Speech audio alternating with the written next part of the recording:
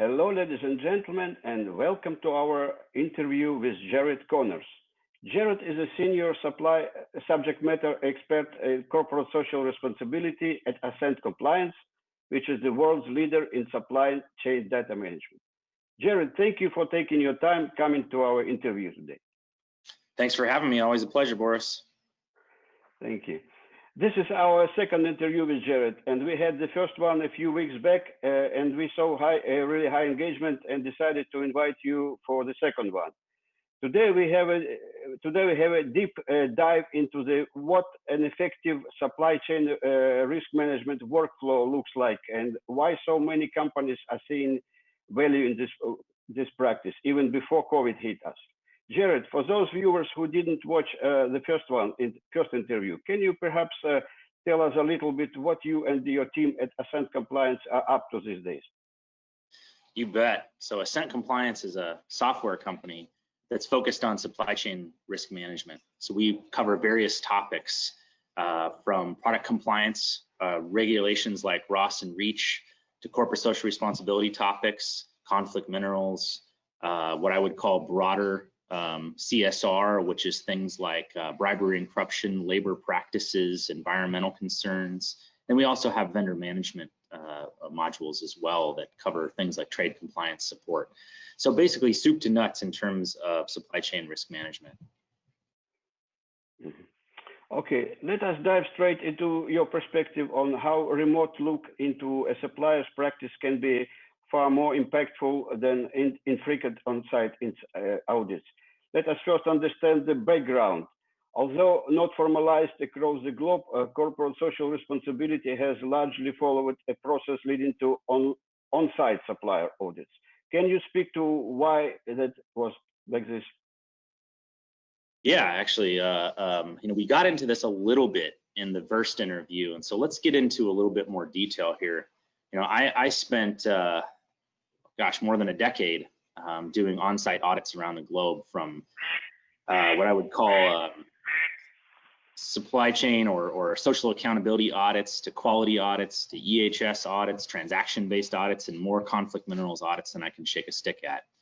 And when you're out there doing audits, there's a few limitations that you have as soon as you go on site. Number one, everyone always tells you get 3 days. You get 3 days on site, and that's all you get. And usually you're not allowed to come there right at 8 o'clock on the first day, and you have to go through some interviews with the group. And so your audit usually starts a little late, and on day 3, they typically kick you out after lunch. And so whatever you can uncover during that time, that's fair game. And when you go through an audit, you make observations. The whole point of an audit is observations. But the vast majority of the observations you're making that can hold a supplier accountable, a company accountable to what you observed, is what you see in written language, what you see in terms of policy practice, management procedures. And so oftentimes when you're doing an audit, you'll walk around the facility once or twice, but the vast majority of your time is spent in a conference room looking at materials and conducting interviews. And those sorts of practices are often viewed as secondary to the minimal review you do as an observationist walking around the facility. And contrary to popular belief, having done more audits than I could ever count in more countries than I can name, you never walk into a facility and see like the Indiana Jones movie where he's shocked to see the kids doing the mining in the facility. It never happens that way, right?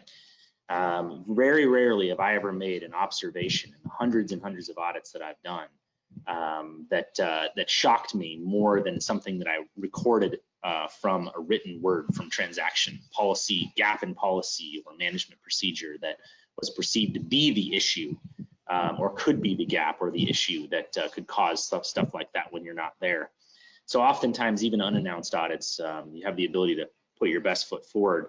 But that's not really the point that I was trying to make necessarily. What I'm trying to say is that long time it's been this perception that you have to physically see what's happening in a facility, yet the vast majority of what you're doing is actually recording observation from written word.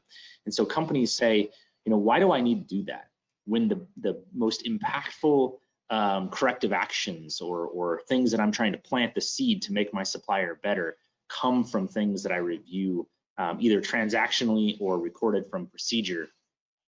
how effective am I possibly doing an audit on site? And the next thing is that they say, you know, I can't really afford to be doing these things all the time.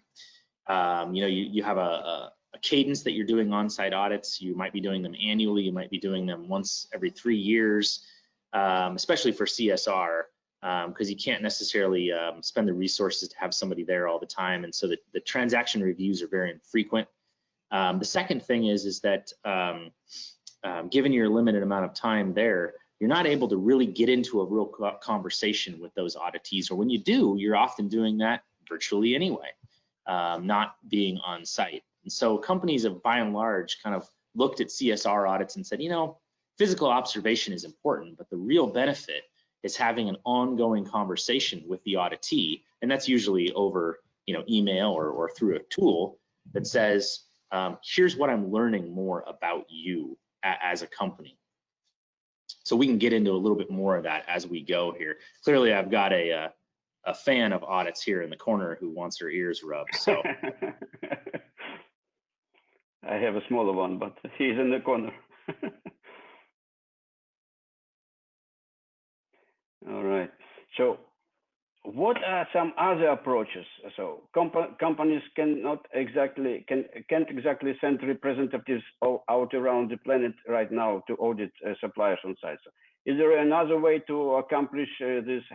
How do you think companies are going to follow this path into their environment? Yeah, it's really important to think about how you're going to react to business going forward. And even before COVID, companies were really looking into a better process workflow to evaluate CSR practices.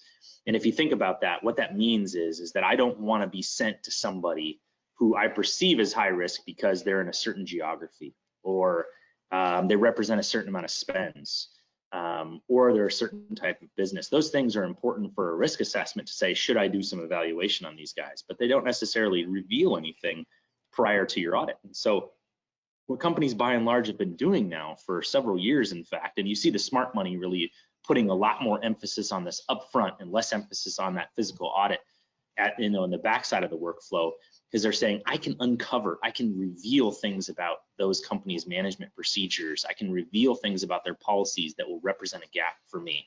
And I can actually work with them so that I'm not sending an audit there to have the only finding be in a policy. Because if you're going to a facility and you're you know, looking at things like policies and you're finding gaps there, you're going to spend a lot of time by the pool as an auditor. I used to say this a lot. What did you do in Vietnam? What did you do in Malaysia? Well, I spent a lot of time by the pool because every gap was in a policy, and I could be sitting with my laptop in my lap looking at those particular gaps.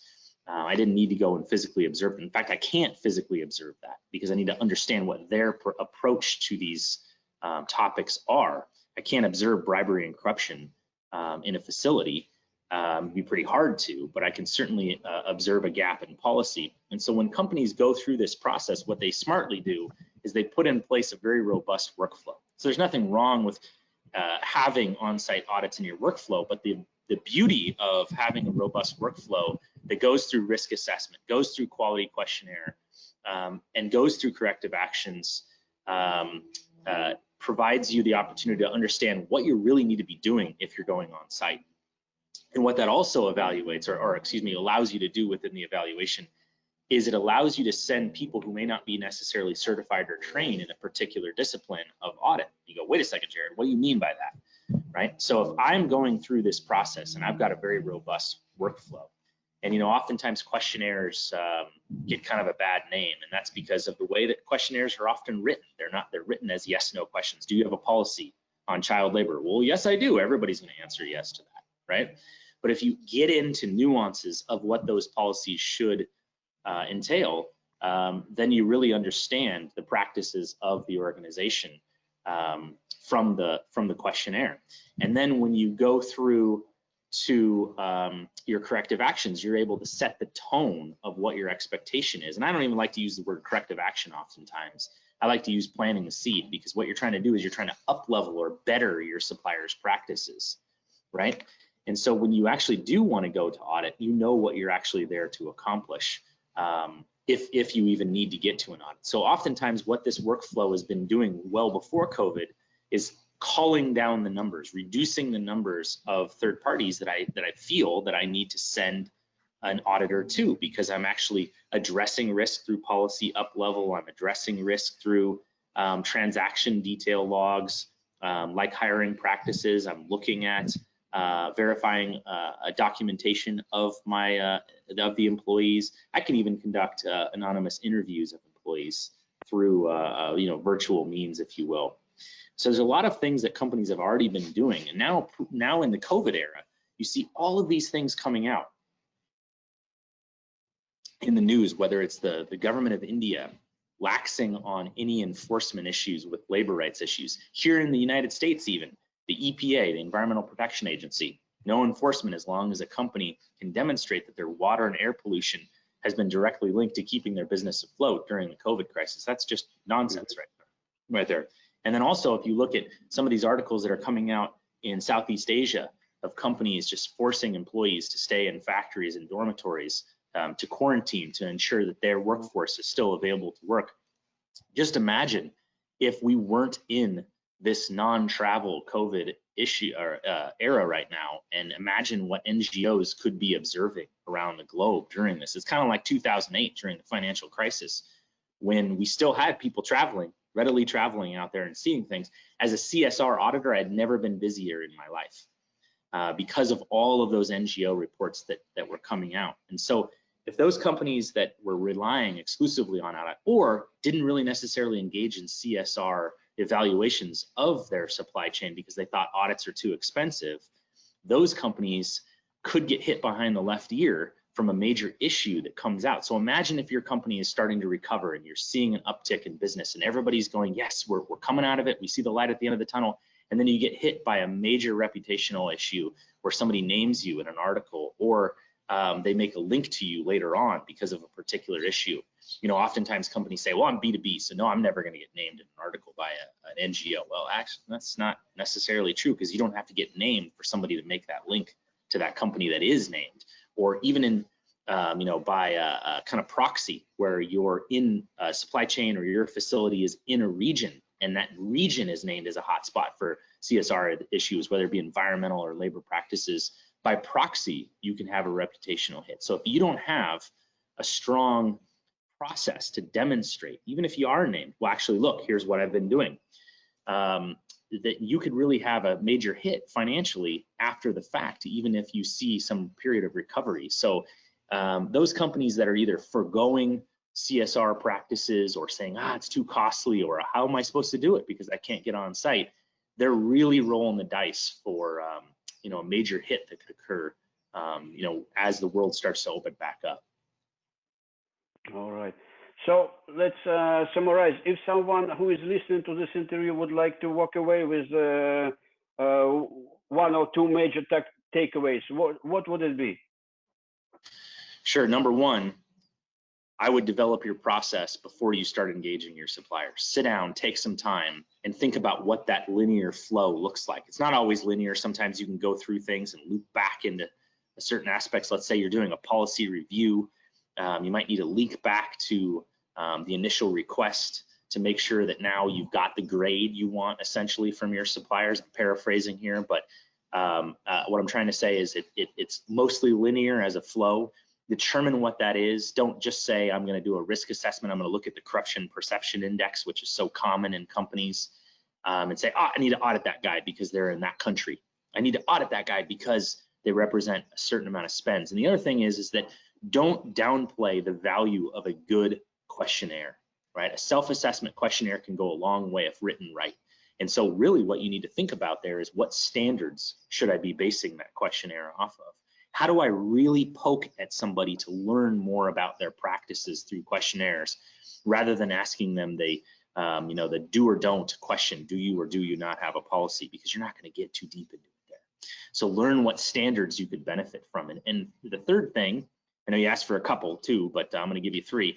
The third thing is look at all of those different areas of risk that you could be assessing within your supply base. Oftentimes companies have a code of conduct, and I encourage companies to go back and look at your own supplier expectations or code of conduct document and say, here's all the things that I want to hold them accountable for. And then when you look at your self-assessment or your audit practice, are you really looking at all of those areas of the code of conduct? I would beg to differ. I don't see that often, right? So all of those things should be covered in a standardized format. And what that allows the supplier to do, especially if you're following standards, is it allows them to use that same information for other customers so that they can constantly repeat that information. So it's not something that's customer unique or new just for you. That's something that they might be accustomed to from another customer who's asking them details on antitrust. That's the same exact questionnaire standard, labor practices, environmental concerns, all of those areas of risk that could be uncovered through that evaluation process. So standards are really important to make your process more effective. And then also think about, what are you trying to accomplish? I remember in my old days of doing audits, a VP would often come to me and say, Jared, you're doing 37 audits this year. I go, oh, really? How did we determine 37 audits? Well, because that's what we have budget for. Okay, so I'm being sent 37 weeks around the globe. That's great. Thanks. I would love to see home, right? But why am I going there? And I'll tell you from practice, the vast majority of those audits, again, I spent a lot of time by swimming pools in a lot of different countries because I didn't need to go to all of those facilities, or the conversation could have been best served by back and forth communication through a tool, especially rather than just email, to say, tell me more about your policies and practices so I can properly evaluate you. Because oftentimes, even if, especially if unannounced, the audit, you're not able to get into all those details because they have to drag out those documents from different sources. Sometimes you're at a facility and they need to go ask corporate, or within the facility, they need to ask 14 different stakeholders, and some of them are on vacation. So it's really hard to get all that information. But if you have an ongoing review, an ongoing conversation, oftentimes through self-assessment, you'd be surprised how much you can uncover with a proper procedure. And then it also allows you to go through that process of feedback, that planting the seed. Here's what you can do to get better, to ensure that your company is protected and me, your customer, is also protected. So let's work together to do this. It isn't looking down on little brother and saying you're doing something wrong. It's saying, hey, let's work together to grow so that we both have practices that ensure that none of us are going to get hit. All right, fantastic. This has been a very informative interview, and I wish you a good day today. And I think we are done for this interview. Thank you. Always a pleasure, Boris. Have a good day. Thank you.